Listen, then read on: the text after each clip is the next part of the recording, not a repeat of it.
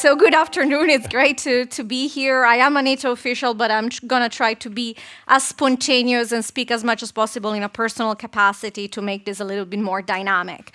Right. So I would start by saying that in terms of having a seminar dedicated to the topic of leadership with statecraft, I think there is a very strong rationale to have at least a couple of presentations of NATO in it, because I think it's a prime example of how visionary leadership on the one hand and pragmatic statecraft on the other came together with a powerful idea, 1949, which was, of course, the North Atlantic Treaty, and just as importantly, shortly after, the idea of putting an O as organization in the North Atlantic Treaty and create an institution that would be vested with the responsibility of upholding and preserving that treaty. So after a day of really important presentation from historians, you will bear with me as a political scientist, and I will tell you a little bit about the power of institutions in addition to individual leaders. And I think NATO at its core back then, and just as importantly now,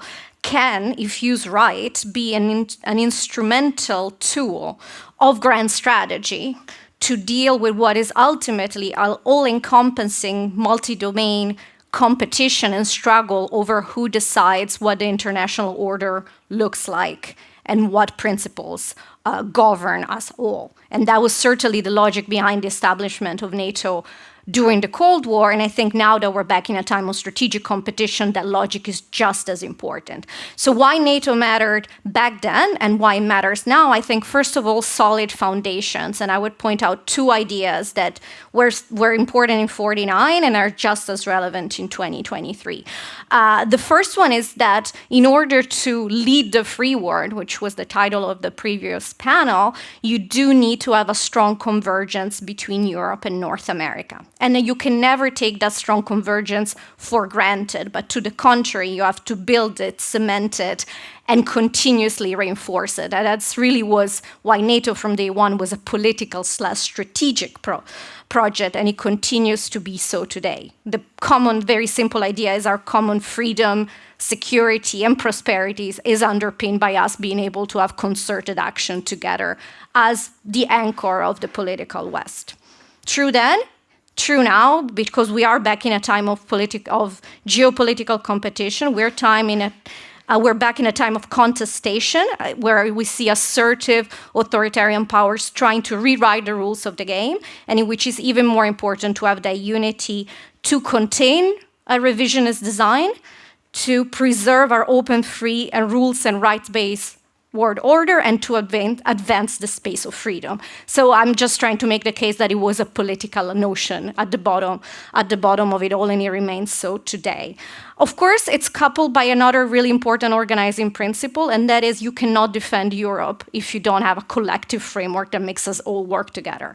And in the process, and that's really the logic behind NATO as the framework for the organization of the collective defense of Europe, which is the only one we have and that functions and is reliable.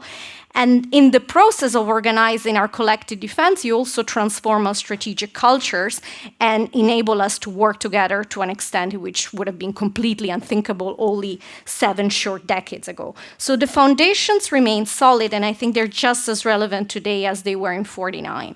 The other element that was, I think, very smart in 49 is that there was a strong strategic clarity about what we want to achieve, but it was enormous flexibility about the how.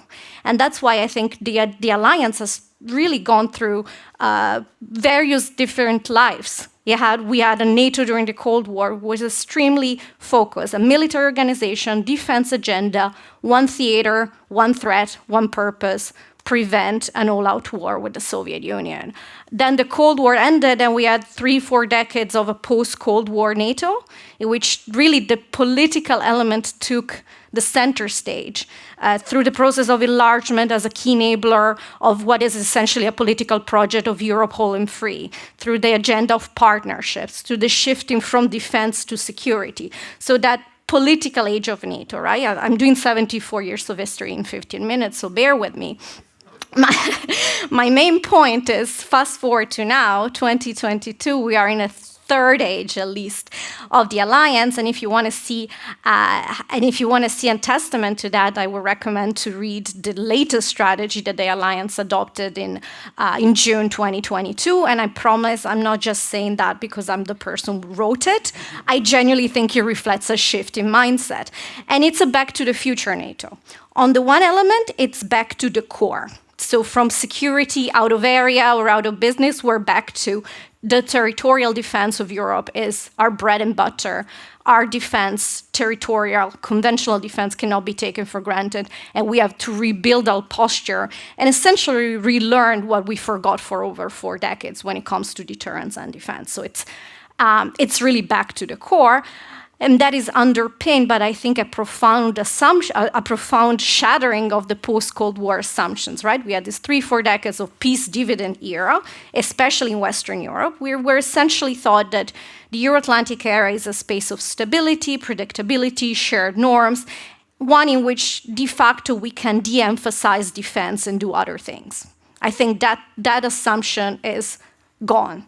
And we're going to go, if you look at your immediate to mid-term future, is a future in which we need to spend more in defense, we need to rebuild our armies, we need to take our military instruments of power seriously if we want to compete in a world of strategic competition. And at least in our primary neighborhood, which is the Euro-Atlantic area, we need to prepare for a long-term adversarial relationship with Russia. And in which, of course, what happens to us all depends on what happens in Ukraine, and that's why Ukrainian victory is first step towards the reestablishment of anything that resembles a European security order. Close parenthesis. So first element of Back to the Future NATO is we're going back to a serious refocusing on our deterrence and defense posture. But with my remaining 5 to 6 minutes or whatever I have, I wouldn't want you to get the impression that it's a back to a Cold War mindset NATO. It is not, because the word is no longer a word of a bipolar confrontation, and so many of the underlying assumptions of the Cold War just don't apply today. So yes, back to the core in terms of deterrence and defense, but very much cognizant of the fact that the main trend that defines our strategic environment, as Anna said many times, it's strategic competition. And that means, well, first of all, we can no longer think about one threat, one theater, one domain. It just doesn't work that way. Yes, the primary military theater for NATO will remain the Euro-Atlantic, but if you read the strategic concept carefully, it is clear that there is a recognition that Russia and China together are leading an authoritarian pushback against the rules-based international order. The China challenge is systemic, and it is systemic to our democracy, societies, and security. And that the interlinkages between Euro-Atlantic and Indo Pacific theater are only bound to become more important, more consequential for our security and stability into the future. So that's one of the reasons why, even in the midst of everything that is happening in Europe, one of our priorities is to strengthen our relationship with our partners in the Indo-Pacific. So it's no longer just thinking through one theater, it's really through a global security, global understanding of security. And the other element is that, of course, our strategic competitors, and partly because our deterrence and defense posture is very good on the conventional and nuclear side, that means our competitors are challenging us more and more below the spectrum. So the non-kinetic elements are becoming more and more important. What I'm talking about, economic vulnerabilities, economic coercion, attacks to our soft underbelly, whether it's our democratic institutions, strategic corruption, our critical infrastructure, assets, standards. That's where we are contested and challenged on a day-to-day basis. And I think that my contention is looking into the future, these non-kinetic challenges to our economic security and resilience are going to be more and more important to our security and to our ability to fulfill our mission. And that's why, yes, we're rebuilding conventional and nuclear deterrence and defense, but we're also putting a premium on the importance of fostering transatlantic resilience when it comes to our ability to defend, project power and compete. And that's why the discussions on economic security and economic deterrence are becoming much more important also in a NATO context.